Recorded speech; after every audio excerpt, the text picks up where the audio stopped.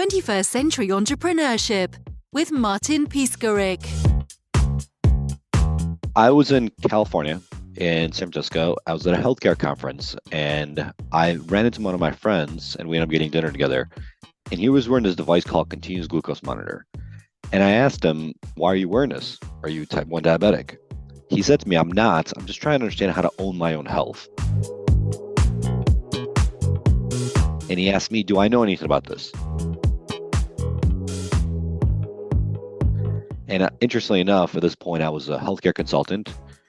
And so I knew a lot about the business in the US, as well as my sister is a type 1 diabetic. So I've seen the technology improve dramatically over the last decade. And he basically said, I'm thinking about doing something in the health and wellness space. And how do we use this technology as a way to improve global health? It just all clicked for me.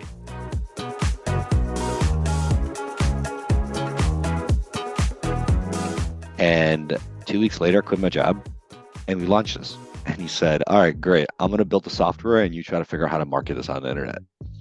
My first answer is, how do you do that? I work in finance strategy. And that's where the fun of starting a company really came about.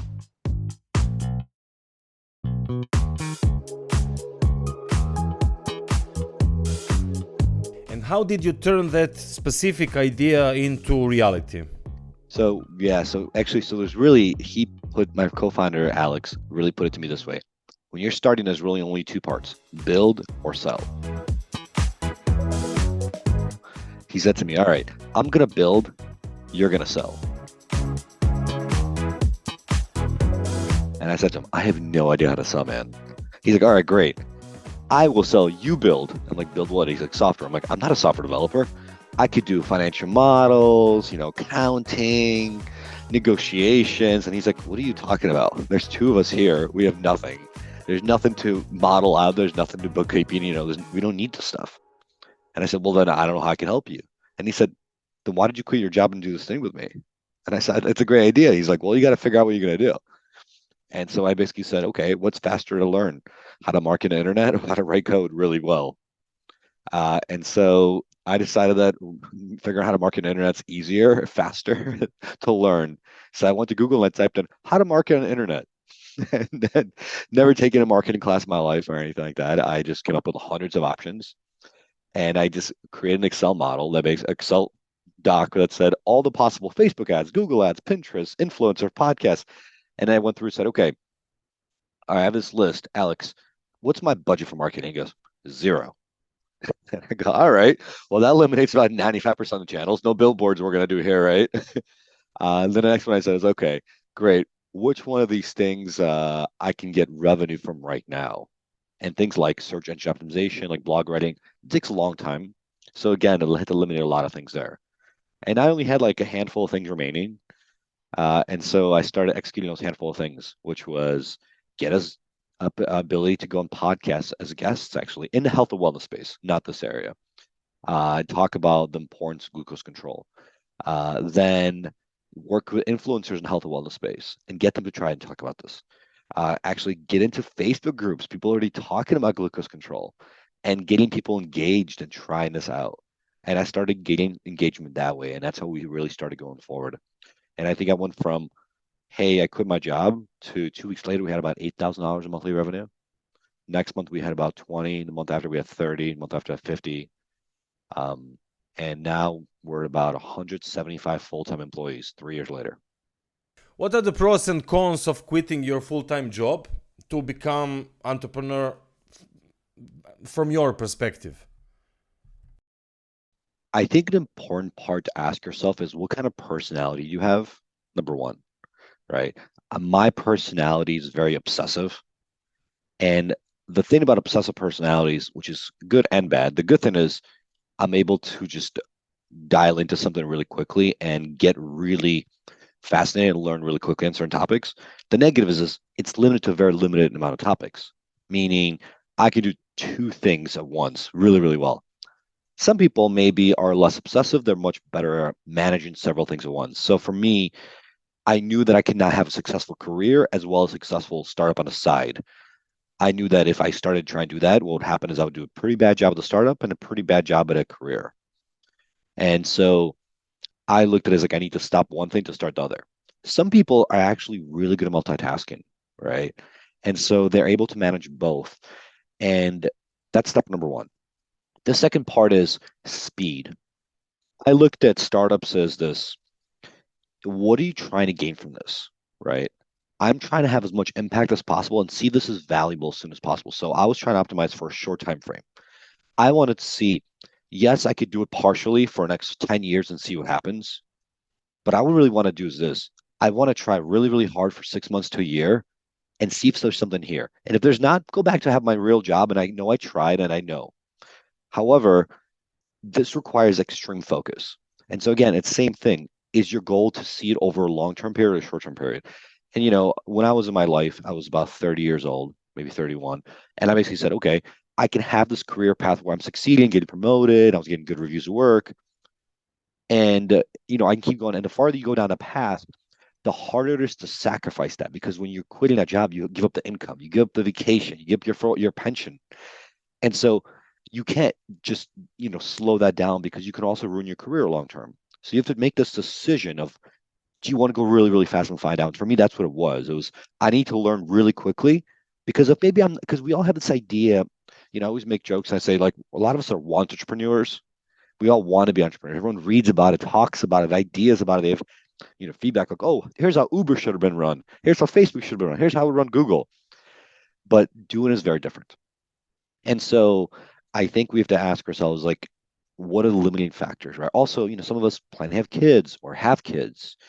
And so there's a limitation of how long you can keep going. And so those kind of factors are really critical to determine where you want to be and when you want to do it, right?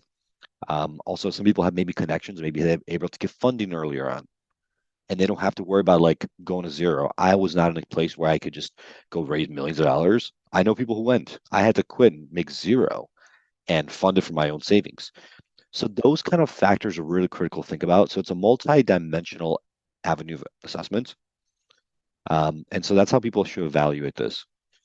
But again, my personal belief is that if you really want to make something happen really quickly, you have to dive all in. You got to be obsessed.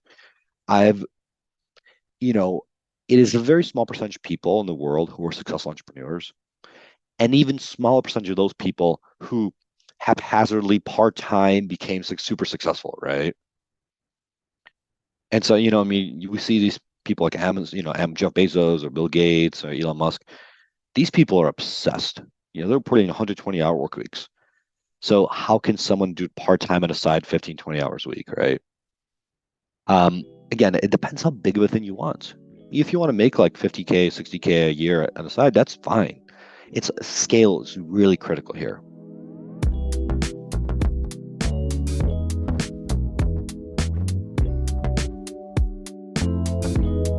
And from your point of view, should fundraising be part of the plan? Sure. Raising money is this. So when you raise money, you put yourself in a situation where the expectations are different. The expectations are no longer, hey, I want a profitable, sustainable business. The expectations are, I want an enormous business. And if I don't deliver those results, I may get fired from my own company that I started, right?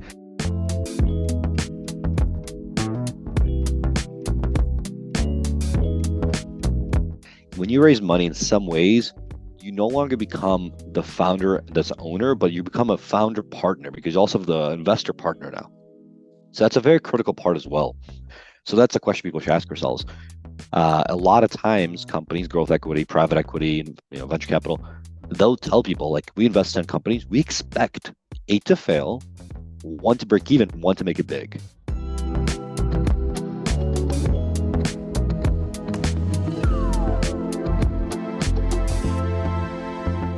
But we know that we're okay with these odds. And you might be doing well, and you might be like, oh, great, I'm gonna have a company that gives me $2-3 million in profit. I'm happy. But the firm that invested goes, no, we don't want $2-3 million. We want $100 million back.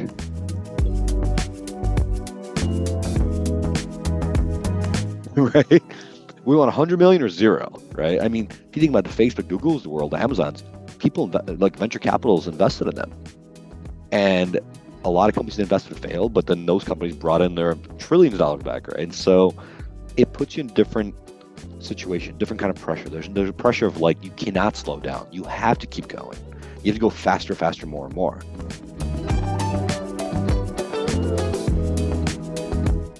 And so you should ask again yourself, like, do you want like a lifestyle business where, maybe you're making 100, 200K a year and you're having an enjoyable life? Or do you want an ultra successful, like more of a binary, crazy successful or crazy failure?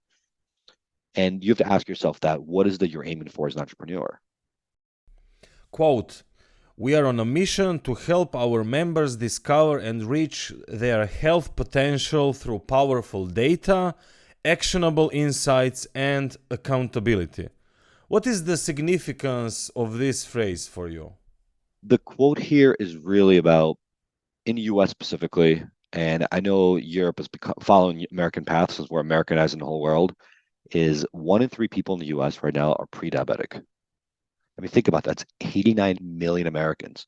And this is a lifestyle decision, right? This is poor quality food, lack of exercise, high stress, bad sleep. So the question becomes, like, why is this happening? Why did these diseases not exist historically? And it comes down to people marketing food quality, ingredients, trying to find ways around it so corporate world can make more money. And so how do we provide real-time data for people to make good decisions and own their own health, right? In many ways, hospitals, insurance companies are these big businesses. Their goal isn't to help you live as long as healthy as you want. Their goal is to cut and prescribe drugs, right? And that's what doctors are trained on. And the goal here is, how do we stop this? Heart disease should not exist. We should all die of old age, not from heart disease and diabetes, which is mind-blowing to me, or Alzheimer's. And so the idea here is, let's give you your own data. So when we give you these devices, continuous glucose monitor, we put on your arm, you see in real time, without any guessing, how your body responds to food, stress, sleep, and exercise. And you quickly realize that you and me can eat the same foods and respond completely differently. This is based on our genetics, our age, our sex. You see this, women and men, they respond completely differently, same foods.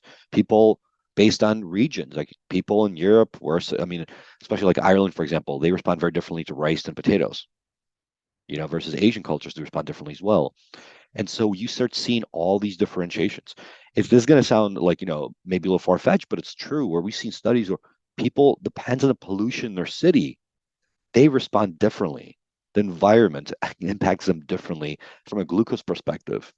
And even sometimes you see this interesting fact where you will eat and be perfect diet, perfect exercise, perfect everything.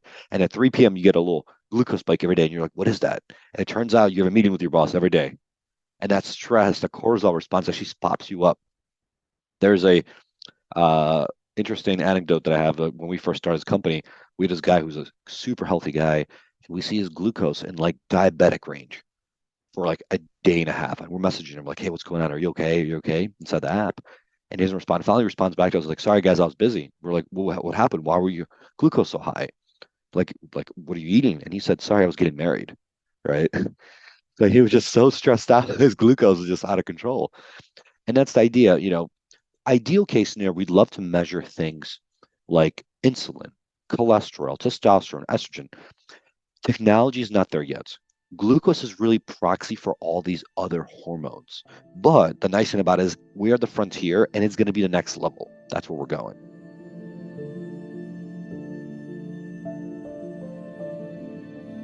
Cities like Los Angeles has a higher pollution than other cities. Mexico City has really high pollution. Shanghai. So if we look around the globe, certain cities have significantly higher pollution.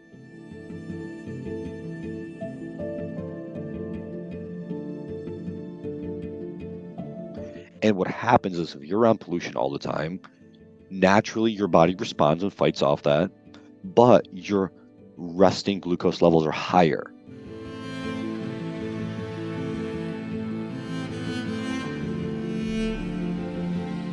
And what's happened is, you just don't realize because you're so used to it. It becomes your daily norm.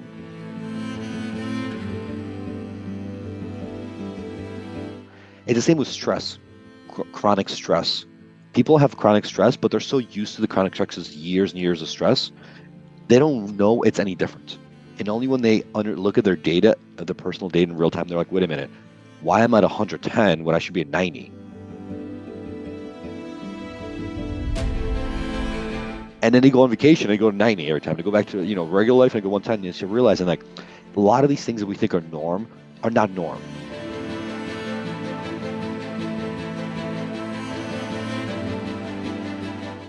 But when you do something daily for a decade, it becomes norm to you.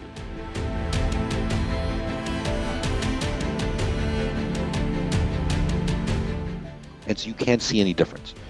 And so something as like, when it comes to food, for example, something is like eating a banana. I've always been told eat a banana, it has potassium, it's a great glucose. For some reason, after I started wearing this device, I realized bananas just cause havoc in my body, right? Yet I eat ice cream, no impact. And it's fascinating. And it's completely different for everyone. It's based on my genetics, microbiome. I get to see that. So now I avoid bananas, but I eat ice cream. Again, moderation, but like I never knew that. And it's because there's such uniqueness about ourselves as human beings that we have. And pretty much every diet, all the advice the doctors give us is this. If you have something wrong with you, you get your blood test, doctor says, exercise and eat better. And then you come back a year later, like, did you exercise and eat better? And you're like, I did. And you're like, well, I don't really see improvements. But what does that mean? And you see his diet's like vegan, keto, carnivore, but like zone, but for who? Mediterranean. First, it's like, you got to eat a lot of fish. And someone else says, no, you got to eat a lot of meat. Then, like, for who? Why? And this is the interesting part about this. We should own data. We should start seeing this data and actually see in real time how we respond to these things. So we don't have to guess anymore. Yeah, and so that's what it is. We just try to build products that help people understand this so they don't have to rely on the old archaic system of healthcare, and they can own their own health data and understand how to make good decisions in life.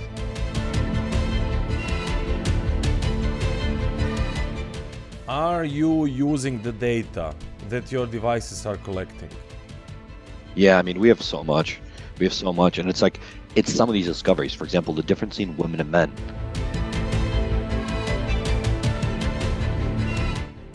We see all these hundreds of studies coming out, like intermittent fasting. That's been a popular trend for the last couple of years. You've been following this whole intermittent fasting. And so everyone always says, do it. It's so good for you. It's so good for you. And we look at it, and here's the interesting part we've seen. Yes, it's good for you if you're a man. We've actually seen that if you're a woman and you start fasting for 16 hours a day, you see actually extremely negative impact.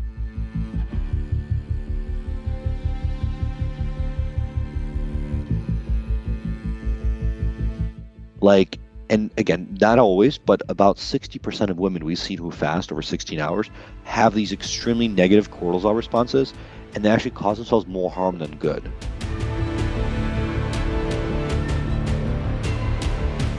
Because women are meant to have a little more body fat for reproductive purposes, to childbearing. And yet everyone says fast, and you see people fasting and they're actually causing themselves to have health issues down the line. Because a lot of this research is not separating women and men. There's an ironic study that I read a while ago that talked about how breast cancer research was done, and then they looked at the sample size of the people, and it's something like 95% of people in the study were men on breast cancer research. Because it is much cheaper to study men than women, because you don't have the menstrual cycle, and therefore you don't have to, the length of study is much shorter because there's less hormonal differences.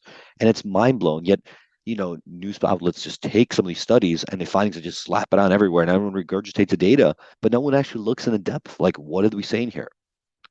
So that was really impactful. I think another really fun one is coffee. Coffee is one of those things where, again, you hear one year it's amazing for you, one year, another year it's terrible for you. And we see this where it's such an individualistic response where we'll have 100 people drink it, and 33, some have an improvement in glucose, some have it makes it worse. Some people, no response at all. It's fascinating. That's something we all drink, but like we all respond completely differently. Mm-hmm. What should my next steps be if I encounter any warning signs? Is there a resource available to help me out or something else? Mm-hmm.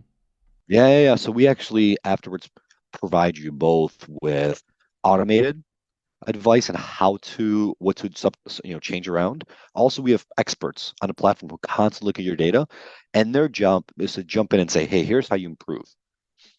And so it's adjusting certain foods, it's adjusting your sleep cycle, it's adjusting your workouts. It is what it is. And start thinking about that dynamically. So these are licensed registered dietitians, and their entire job is to all day sit and look at your data, answer every one of your questions, but also jump in and tell you in real time, like, hey, here's what you should do.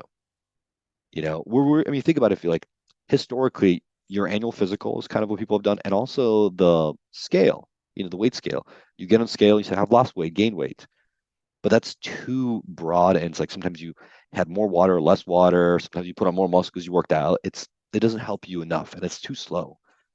Versus this situation, this is very, very helpful.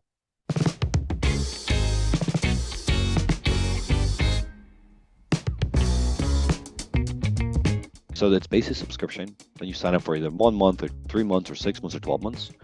And you get actually devices sent. These devices are still really new.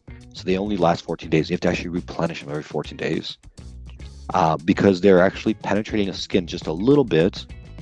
And that penetration of the skin is what gives us the data in real time.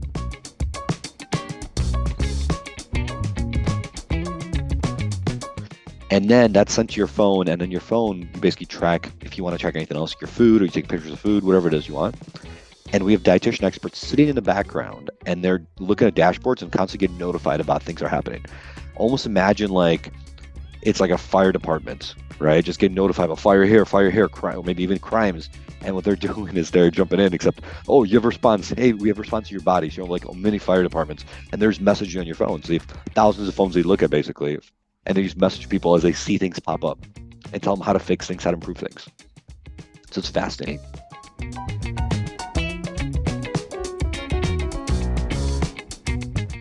People sign up, and they basically sign up for 1, 3, 6, or 12 months, and they get devices shipped to them every single month. That's how they sign up for. And does your company have a unique business culture or specific leadership style that has been influenced by the type of work you do? I mean, that's the interesting part. Like, everyone that comes to work here is a little bit obsessed about their health. Everyone, we've realized that you can attract a lot of really impressive people and very successful people based on your mission, right? Everyone that works here, we probably work more than most companies. People work more here than other companies. However, because they care, people are willing. It doesn't feel like work a lot of times. I could sit there and work 10, 12 hours, and afterwards I'm like, oh, wow, the time flew by. Because when it's interesting and there's something new to solve, like, time flies by fast. When you're working on something, when you're like, oh, let's put up another website with more, yoga pants or something, right? Or, way that, guys on the internet get on girls, so like, or Instagram, no Instagram, like, it's cool, but people there really just the money making. Their goal is to make money. Here, like, every single day we get messages like, you saved my life. I was diabetic, you reversed it. Or, I had high blood pressure, you reversed it. Or I've been searching and I lost weight. Or I've been stressed all my life and now I'm no longer stressed. And you get this message and they're inspiring. You feel like you're good about what you're doing. When you talk to other people, you're proud of it. People ask questions, people get excited. It's just like it penetrates all parts of your life, and it becomes less like a job and more about the excitement you bring to the world and to yourself every day. It's fascinating. I mean, who doesn't eat, right? We all eat, we all work out, and you get to be the expert of this, like the leading expert in the world for this. This is exciting. Are there any competitors who are following in your footsteps? Copycats? Plenty of people trying to do what we're doing now. When we first started, people thought they were crazy. Like, who's going to want this? Who's going to let you track their data digitally, remotely? I'm like, our goal isn't to track people. Our goal is to help people. And, it's like having a expert in your pocket 24/7, right? And so a lot of people want it. Now it's on hundreds of companies trying to do what we do, but we're so much further ahead than everyone else. Everyone's playing a catch-up game. And so I think that's the advantage we have now. And the goal is, and here's to be frank, is this, I actually hope as many of them succeed as possible too, these copycats, because what we're doing is we're leading a revolution, a health revolution, to help people own their health. So the more of them succeed, it benefits the whole industry. And I think it will drive the prices down for everything, and it's going to make it cheaper and more affordable for everyone. And I think it's going to revolutionize the way that we think about food, stress, sleep, exercise. So I hope more of them enter the market and succeed. I mean, this is no different than when Tesla opened up the patents, and it led other companies use patents because they realized that having more people in the space will make the whole industry revolutionize faster.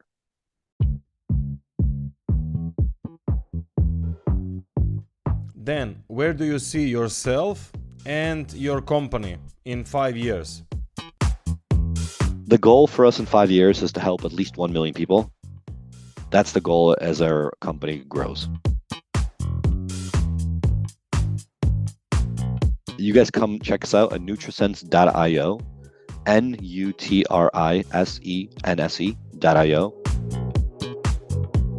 Don't worry about buying anything. Don't feel obliged, but read a bunch of the blog articles. There's some cool stuff we're finding research on, and we're publishing things all the time about the importance of glucose control and health and prevention specifically.